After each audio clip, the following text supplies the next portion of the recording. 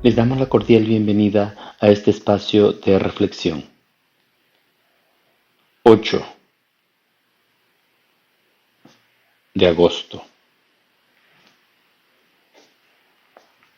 del Evangelio según San Mateo. En aquel tiempo se hallaba Jesús con sus discípulos en Galilea y les dijo: El Hijo del Hombre va a ser entregado en mano de los hombres. Van a matar, pero al tercer día va a resucitar. Al oír esto, sus discípulos se llenaron de tristeza. Cuando llegaron a Cafarnaúm, se acercaron a Pedro los recaudadores de impuesto para el templo y le dijeron: ¿Acaso tu maestro no paga el impuesto? Él le respondió: Sí lo paga. Al entrar Pedro en la casa, Jesús se adelantó a preguntarle: ¿Qué te parece, Simón? ¿A quién les cobran los impuestos los reyes de la tierra, a los hijos o a los extraños? Pedro le respondió: A los extraños. Entonces Jesús le dijo: Por lo tanto los hijos están exentos.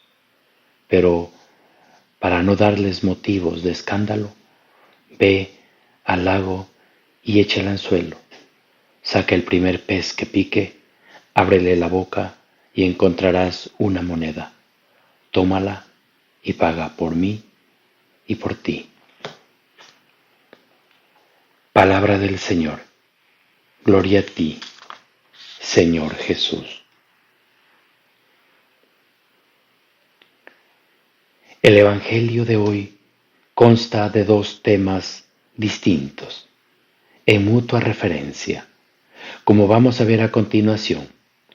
El primero es el anuncio que nos hace Cristo de su muerte y de su resurrección, punto que hemos visto en otras ocasiones. El segundo tema es el impuesto del templo, signo de lealtad a la religión judía. El pago anual del impuesto del templo de Jerusalén para el mantenimiento del culto era obligación sagrada de todo israelita varón a partir de los 20 años, incluso estando fuera de Palestina. Su importe era medio siclo, equivalente a 2 dracmas. Una dracma es una moneda griega o 2 denarios en divisas romanas, es decir, el jornal de 2 días de trabajo. Se cobraba en marzo antes de la Pascua.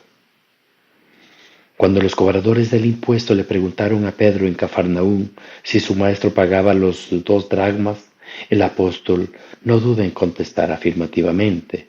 Y ya en casa, Jesús se le adelanta a preguntarle: ¿Qué te parece, Simón? Los reyes del mundo, en el caso de los romanos, ¿a quién cobran los impuestos y tasas? ¿A sus hijos o a los extraños? Es decir, ¿a los súbditos o extranjeros del pueblo sometido? Pedro contestó: a los extraños. Entonces los hijos están exentos, le dice a Jesús. Es la frase clave del episodio, porque contiene la idea central del pasaje. Partiendo Jesús del dracma, del templo, han pasado de hablar de los impuestos en general, es decir, del impuesto imperial de los romanos que atormentaba profundamente la conciencia judía del tiempo de Jesús. Los publicanos eran los recaudadores de este impuesto múltiple. Mucho más oneroso es el del templo, recaudado a su vez por levitas. La ley romana eximía del impuesto imperial a los que gozaban del decreto de ciudadanía romana y se los cobraba a los aliados, a los de las provincias sometidas y a los reinos satélites, en los que, con este fin, se hacía el censo de la población. Jesús es el Hijo del Padre, el mayor en el templo mismo. No estaba por tanto obligado a un tributo cuyo destino era el culto de Dios, libertad que hace extensiva a sus discípulos, sus hermanos, que con sus hijos los mismos padres. Sin embargo, para no dar mal ejemplo, renuncia a su derecho y se somete al impuesto del templo. Pero La famosa u humorística, digamos, de pagarlo, origina el milagro más curioso de todo el Evangelio, cuando le dice a Pedro: ve al lago, echa el anzuelo, coge el primer pez que pique, ábrele la boca y encontrarás una moneda de plata. Un estate, según el texto griego, equivale a 4 dracmas. Cógela y págale por mí y por ti. Todo el episodio parece reflejar la actitud de los judeocristianos, de la primitiva iglesia respecto a la contribución en la iglesia. Como judío, Kera conservaba una gran devoción por el templo de Jerusalén, pero a medida que el cristianismo naciente de la distancia de la sinagoga oficial, aumenta el número de los partidarios de la emancipación cultural, idea que no era por lo tanto exclusiva de las comunidades helenísticas de San Pablo. Si los cristianos de las comunidades de Mateo, el único evangelista que relata este incidente, continuaron algún tiempo pagando el impuesto del templo, era como Jesús, para no escandalizarnos, no para sentirse obligado. Este problema se hizo extensivo en las relaciones con el poder político, social del Estado, mediante el impuesto civil que sólo los extranjeros pagaban. Los cristianos se consideraban ciudadanos libres e hijos de Dios, hermanos de Jesús, que nos rescató. No obstante, para no crear problema, harán buen uso de la libertad pagando al César lo que es al César y a Dios lo que es de Dios.